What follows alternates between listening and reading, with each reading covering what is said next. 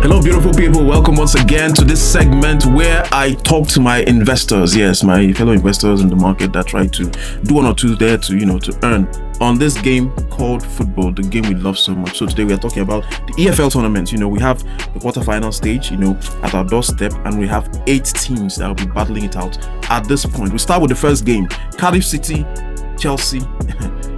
Chelsea has been a bit of inconsistent in recent times because in the last 3 games they've won, they've drawn, and they've lost, and that is not encouraging at all, because if you're challenging for major trophies, there's supposed to be some level of consistency in your display, and you are being hosted by a Cardiff City that has shown serious stability in their results and in their displays. These guys have won their last 3 games convincingly, so these guys are no pushovers. So coming against them in their backyard in an EFL quarterfinal stage, it's going to be a tough game. I promise you, it's going to be a tough game because, there's every tendency Caicedo is going to play because his suspension has ended, and this is an English, trophy. So he's going to play. We are going to get some other new guys that didn't play over the weekend, to come into this game. But Chelsea needs to be in their A game. They need to perform to get a result in this game. And if they do, I predict a win, a narrow margin, a 2-1 win to Chelsea. Yes, the experience will come into play, and of course the grit is going to come into play as well from Cardiff City, so they are not going to just lay and allow you attack. So I see them getting a goal, but of course Chelsea is going to carry the day at the end of the day. So like I said, 2-1 win in favor of Chelsea come the final blast of the whistle. And for the second game, Manchester City facing Brentford. Brentford over time, especially when their former coach was there, they've shown strong character. But in recent times, they've been, neither here nor there in terms of performances. And they've actually put up very poor performances because in their last 3 games, they've lost 2 and drawn 1. Although one can argue that, they lost to big teams. They lost to Tottenham 2-0. They lost to Arsenal 2-0. But we saw what happened over the weekend, when Arsenal faced Wolves. So for them to put up 1 draw in 3 games, it shows that there's a problem in that team, and of course they have a lot of questions to answer in terms of getting results from their game. So they are coming against a Manchester City that is highly motivated. Players like Checky, that guy is phenomenal. Players like, of course, I call him the vampire, Haaland. Those guys are guys that will give you numbers, and if these guys step on the pitch that day, it's going to be a wrap. It's going to be a wrap. I don't see any chance for Brentford on the day. So Manchester City is going to carry the day, a 3-0 win to the City side. Stay tuned. To the third game, Newcastle against Fulham. These are 2 sides that are, if you want physical game, they'll give it to you. If you want to run for 90 minutes, these guys are ready. But Newcastle has an edge over Fulham based on the performances we've seen from last season to this season. Now, talking about their recent form, in the last 3 games, Newcastle has won 1 game, drawn 1, and lost 1. Their draw was with in Champions League against Bayern Leverkusen.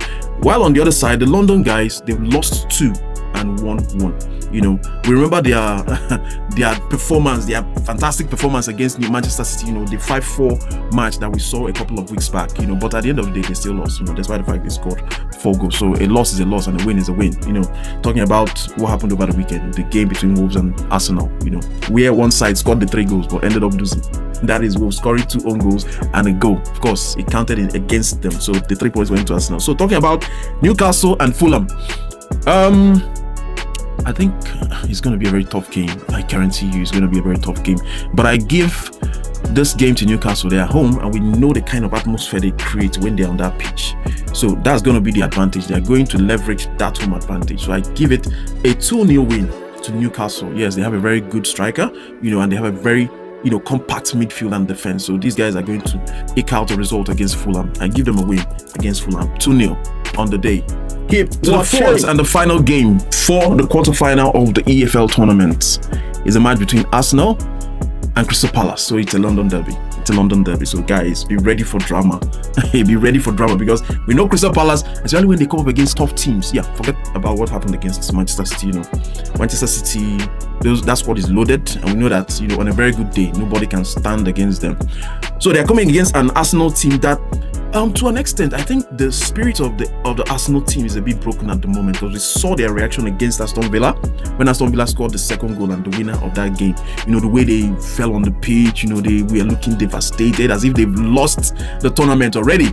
That's why the fact we are still in December. So that says a lot because it talks about the mentality of the team. It talks about a team that has not really won much, and it talks about a collection of players that are not experienced when it comes to winning EPL, because of course it takes a lot from you mentally, physically, and emotionally. So if they come against a Crystal Palace that don't have anything to lose, by the way, coming from last season where they won a FA Cup, so they have so much going for them at the moment. Yes, they lost Eberechi, but they are still grinding out results. In their last 3 games, they've won twice, just like Arsenal in their last 3 games. So you can see that these guys are up there when it comes to performance, turning out results, making you run for your money, not ensuring that you don't have an easy game once you face them. So we're going to see a lot of drama. We're going to see a lot of a lot of tension, a lot of at the edge of your seat kind of entertainment, like I always say. So yes, so this is another London derby to look forward to. Now, going down to the numbers, Arsenal coming against Crystal Palace. Both teams are motivated. Yes, to an extent, Arsenal is a bit, but they have questions to answer because they just played the Wolves side, the worst team in EPL, and they couldn't get a goal. By the records, yes, Wolves scored 2 own goals, and Wolves managed to score their own because Wolves almost drew that game. So we'll have to give, agree to the fact that Arsenal has a lot of question when it comes to converting, because they keep talking about Gabriel and Saliba injury and all that, but those guys are defenders. Although, if you look at Arsenal team holistically, you know that they get a lot of goals from corner kicks, and most of those corner kicks are converted by Gabriel and Saliba. So that answers the question about the goals they are getting, how difficult it is for them to score. Against Chelsea, they managed 1 goal. Against the Wolves, the poorest team in the league, they couldn't score a goal. So they're coming against the Crystal Palace, more technical, very physical, fast-paced. They have a big striker in the person of Mateta, so they have a lot to deal with at this point. So coming against a fellow Londonite in the person of Crystal Palace, what do we expect from the Gunners? I think Crystal Palace will carry the day. Yeah, I see Crystal Palace winning the game, because I know that if the game ends in a draw, they'll go to penalties and all that. So if the game ends in a draw and they proceed to penalty, I give the game to Crystal Palace. Ordinarily, I see a draw in that game, but since someone is going to emerge a winner at the end of the day, no matter what happens, I give the win to Crystal Palace. Surprise, right?